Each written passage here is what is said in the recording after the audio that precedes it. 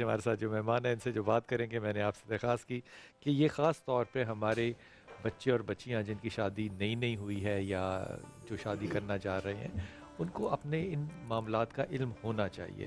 علامہ کمیل مہدوی بھائی، السلام علیکم سر، خیریت سے آپ؟ اور جناب ہمارے ساتھ مفتی وسیم بندگی صاحب ہیں، السلام علیکم مفتی صاحب، خیریت سے؟ اور جناب انتہائی محترم پیر مفتی اقبال نقشبندی صاحب، آپ کا نام لمبا ہوتا جا رہا ہے پیر صاحب، ماشاء اللہ تعالیٰ۔ ہمارے ساتھ جناب جویریہ سلیم ہے، السلام علیکم جویریہ، آپ بہت دنوں بعد تشریف لائی ہیں۔ ہمارے ساتھ جناب صفدر عباس بھائی ہیں، صفدر بھائی السلام علیکم۔ اور انتہائی مہربان صارم کرنی، السلام علیکم سر۔ سر کیسا تھا کلام، کیسا تھا؟ صحیح کہہ رہے ہیں، اس کے بعد سن ہو گئے، سن ہو گئے سارے۔ اب اللہ کرے کہ یہ آن ایئر بھی اتنی ہی اچھی آواز گئی ہوگی انشاءاللہ تعالیٰ۔ پیر صاحب آپ سے شروع کر لوں، یہ فرما دیجئے کہ طلاق کس طرح سے ہوتی ہے اور کن کنڈیشنز کو فالو کرنا ہوتا ہے؟ بسم اللہ الرحمن الرحیم، الحمدللہ وکفا والصلاة والسلام علی من لا نبی بعدہ، اما بعد، الصلاة والسلام علیک یا رسول اللہ وعلی آلک و اصحابک یا نبی اللہ۔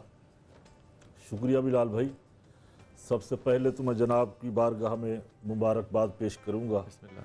جو آپ کا یہ خوبصورت پروگرام پوری دنیا میں دیکھا اور سنا جا رہا ہے۔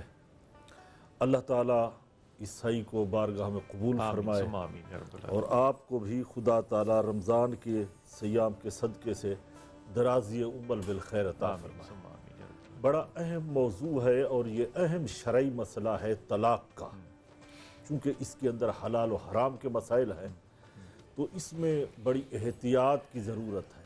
کس طرح کی احتیاط؟ دیکھیے کہ جو نکاح ہوتا ہے، عورت پابند ہو جاتی ہے مرد کے تابع ہو جاتی ہے، تو اس سے علیحدہ ہو جائے، اس کے نکلنے کا نام طلاق ہوتا ہے۔ طلاق کے کئی وجوہات ہیں، کئی صورتیں ہیں، اس میں علماء کرام بیٹھے ہیں، یہ بھی اپنا حصہ ڈالیں گے۔ خلاصہ کلام یہ ہے، کئی مجبوریوں کے تحت طلاق دینا۔ وجوہات پہ نہ جائیں پیر صاحب، طلاق کے لیے کیا کنڈیشن ہے کہ طلاق ہو جاتی ہے؟ وہ تو وجوہات ہے نا جی، وہ طلاق کا جو حق ہے اللہ رب العزت نے وہ مرد کو دیا، عورت کو نہیں ہے، عورت کو نہیں دیا۔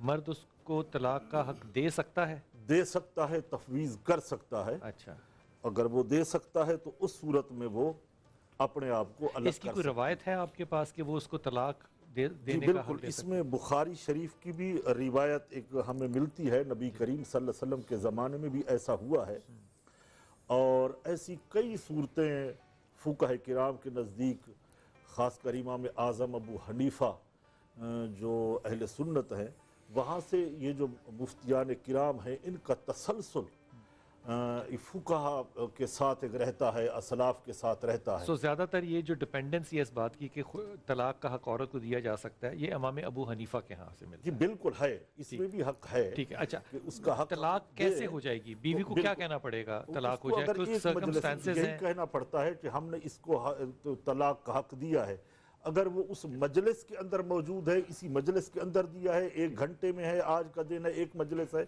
اسی میں رہے گی تو وہ اسی مجلس کی بات ہے تو طلاق ہو جائے گی۔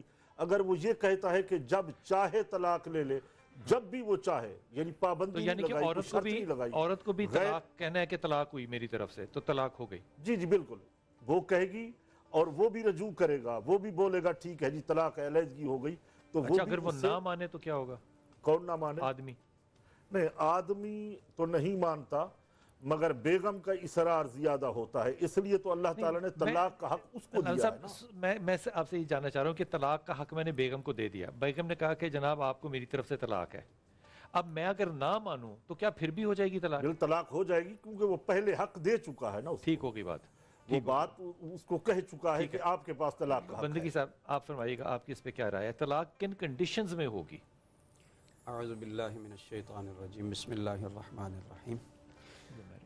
دیکھیے، سب سے پہلے بنیادی بات تو یہ ہے کہ یہ جو رشتہ ازدواج ہے یہ اللہ تعالیٰ کی بڑی نعمت ہے، اور اس کو پروردگار عالم نے بطور نعمت قرآن پاک میں ذکر فرمایا ہے۔ هو الذی خلقکم من نفس واحدہ وخلق منہا زوجہا۔ اللہ رب العالمین نے ایک مقام پر سسرالی رشتے کا بھی تذکرہ فرمایا، لیکن ہم نے طلاق پہ رہنا ہے۔ جی فَجَعَلَهُ نَسَبًا وَصِهْرًا، یعنی ہم پہلے اس چیز کو اپنے سامنے رکھیں کہ ہمارا جو رشتہ ازدواج ہے وہ کیا حیثیت رکھتا ہے اسلام میں؟ اس میں نہیں رہنا، طلاق پہ رہنا ہے۔ طلاق کی کنڈیشنز کیا ہوں گی؟ میں نہا رہا ہوں، پانی بند ہو گیا، میں بیگم پہ غصہ کھا کے کہتا ہوں طلاق ہو گئی تو ہو گئی، یا بیگم نہا رہی ہے، ٹھیک ہے، مجھے کہا کہ اس کے فقہی مسائل میں عرض کر دیتا ہوں کہ اگر شوہر اپنی بیوی سے یہ لفظ کہتا ہے کہ میں نے تجھے طلاق دی، تو اس کے کہنے سے طلاق ہو جائے گی۔ اب چاہے اس نے غصے میں کہہ دیا ہو، چاہے اس نے محبت میں کہہ دیا ہو، چاہے اس نے ہنسی مذاق میں کہہ دیا ہو، پھر بھی ہو جائے گی، کیونکہ نبی علیہ خیال میں ہو سکتی ہے، خیال میں نہیں، محض تصور اور خیال میں نہیں ہو سکتی، اس کے لیے لفظ کی ادائیگی ضروری ہے، کیونکہ حکم میں خیال میں شور کر سکتا ہوں نا، بہت اونچی آواز خیال میں پیدا کر سکتا ہوں، میں اونچی آواز میں خیال میں کہہ دوں دی میں نے تو یہ طلاق۔ اگر اس نے بیوی سے یہ کہہ دیا کہ میں نے تجھے دی، میں خیال کی بات کر رہا ہوں مفتی صاحب، خیال سے آپ کی کیا مراد ہے؟ میں سوچ رہا ہوں نا، ہاں تخیل ہے میرا، ہاں نہیں، محض اس کے اپنے تصور سے نہیں ہوگا، تخیل سے نہیں ہوگا، دیکھیں تصور سے نہیں ہوگی، لیکن مذاق میں بھی نہیں کہہ سکتا، ہو جائے گی، مذاق میں ہو جائے گی۔ میں اسی میں بیان کر رہا تھا کہ نبی علیہ السلام کا فرمان ہے کہ 3 چیزیں ایسی ہیں، اس کی سنجیدگی بھی سنجیدگی ہے اور اس کا مذاق بھی سنجیدگی ہے، یعنی اگر اس کو سنجیدگی میں آپ نے کہ اس میں سے ایک لفظ طلاق ہے کہ آپ نے سنجیدگی میں طلاق دی تب بھی ہو جائے گی، آپ نے مذاق میں دی تب بھی ہو جائے گی۔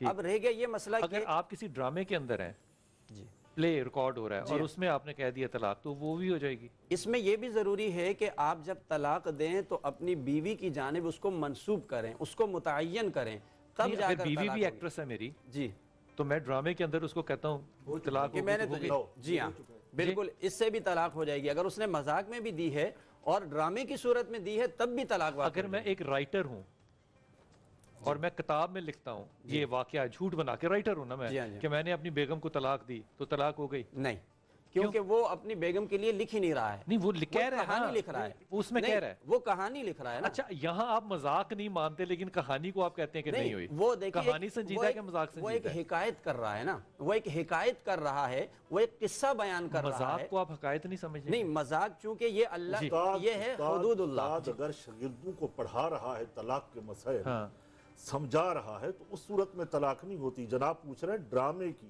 جی جی، تو ڈرامے کے اندر چونکہ وہ سمجھا نہیں رہا، وہ ایک رائٹر ہے، وہ لکھ رہا ہے یا کر رہا ہے، اس صورت میں تو طلاق ہو جائے گی، ہو جائے گی، ہو جائے گی۔